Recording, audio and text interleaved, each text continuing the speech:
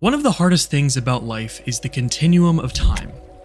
Time never stops, and it is unescapable, and we also have no idea when our time ends. This is sometimes quite scary, but it's true. Time is the one thing out of everyone's reach. But the good news is that we have all been given some amount of time to our name. We just don't know how long it is. I think you can assume where this video is going. It'll be me talking about making every single day and moment count, but it's actually not. That is way too generic. This video is about the why. Why should we make life count? Why is life valuable, and why is our own life important? Frankly, I can't answer these for you, but here's what I can say. Why do we place laws around murder? The human race agrees that there is value in each life. Life is something that no one can place a price tag on, and those who do are unethical because it's slavery. So, why is life so valuable? It's the journey. Before we go any further, I want to state that this is my own opinion through research and ethical values. Feel free to disagree with me. All I ask is for respect for my opinion, and I will reciprocate to yours as well. Life is about the journey. Think about it. What makes a good story? It's not the 5 minutes of backstory at the beginning of the movie or the conclusion. It's the journey to the conclusion. It's the entire process. Life is akin to a story. Our life is our story. And as we progress through our life, we get to share these stories, big or small, with everyone else. And that is life's prized possession, the journey, the experiences, and the memories. We know this to be true because the law itself places a value on life so high that it would be unethical to own life. And the other thing that life places such a high value on is the experiences lived and the memories made. Sure, you can go buy a ticket to Disneyland and make memories with friends and family there, but I can guarantee you that most memories came from unexpected places, especially the ones that stick with you for a lifetime. So now that we understand that life is valuable, why should we make our life count? Why should it matter, and why should we even care about our life? Like I said earlier, our life is our story. This is the story that we get to live in first person. It's not like we're reading about another person in a book. This is our life that we see and experience. For me personally, I don't want to waste that. I enjoy the process of sharing my life story. And that's why I make these videos, for people all over the globe to hear my story, that most of which I will never meet in person. And I'm not saying that the only purpose or meaning in life is sharing our stories, because not everyone will find the same enjoyment out of it as I do. But what I am saying is that the lived experience, shared or not, is what makes life valuable, because we are all able to learn off of others' experiences and create our own with others.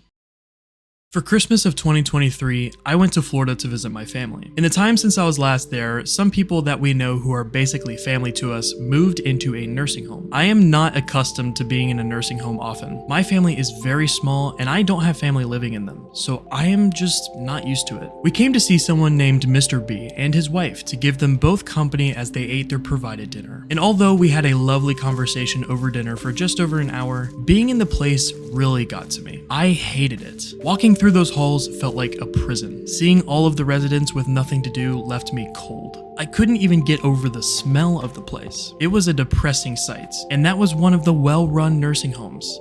I can't imagine anything worse than that. As I was walking out of the nursing home, I was pondering how important my life was to me, and even the lives of others that are close friends or family. That experience has taught me to be appreciative of every day, because we never know when our time will end. Even in the scripting process of this video, I went and toured a nursing home for my 2 grandparents still alive, and although they are both still a ways away from that stage, it felt at times like a punch to the gut. I dread being admitted to one of those places, and I can completely understand why many people are reluctant to go there. But the bottom line is how much it made me appreciate my daily life and encouraged me to chase after my dreams. All of this to say, here's a few things I'm working on in my life that I thought I would share, because this experience has taught me to value my life, and more importantly, the time I have to work with. Please excuse me as I value my own life by blowing up a temple in Minecraft. Although this may not have as big of an impact on you as it did for me, I'm sure you can understand enough to know that everyone's life is valuable, and that we are all unique in the stories we live and share. And to make full use of our life to explore and share more of our journey, we need to focus on freeing the time that we have to work with. Our time is the key to expanding our journey. First, I believe that procrastination is evil. I think it's a trick that the mind plays to ruin the mentality of a task, and the more you procrastinate, the more difficult it becomes. I think that everyone knows that procrastination is not good, and yet so many of us succumb to its grip. And yes, procrastination is hard to combat, but the biggest thing that helped me when I was in school was throwing away my phone. Literally, turning it on complete silence and letting it play music from across the room. Sometimes I'd even turn it completely off or even put it on a different floor of my house. But my phone is a big distraction to me, and it still can be. The best thing to combat procrastination is to throw away your phone for a bit. The other tactic I used was preemptive time management. There's going to be some tasks that no one wants to get done. And to combat this, I would set a timer for a certain amount of time to work on it with as much focus as I could give it, and then a smaller timer to take a break and do something else. This is how I studied for all of my exams, especially foreign language. Trust me, this works wonders, and there's even some scientific data to back this up. Secondly, I want to live life with the least amount of regrets possible. Personally, I don't care what the outcome is.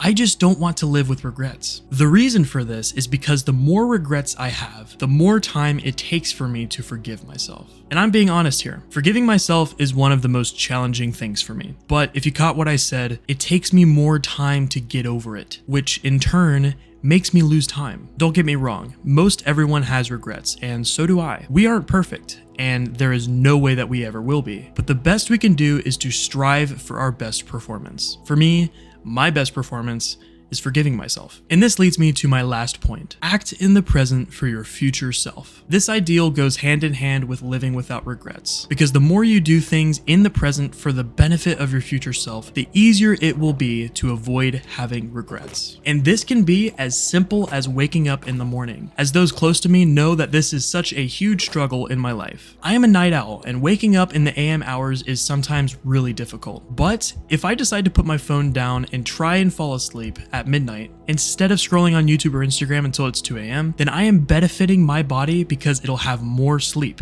making it easier for me to wake up the next day. Furthermore, going to the gym when I can is important to me because it is benefiting my future health, days down the line, and even years down the line. What I eat can benefit my next few hours because it could either make me energized or groggy. And this comes down to the ideal that every action has a reaction.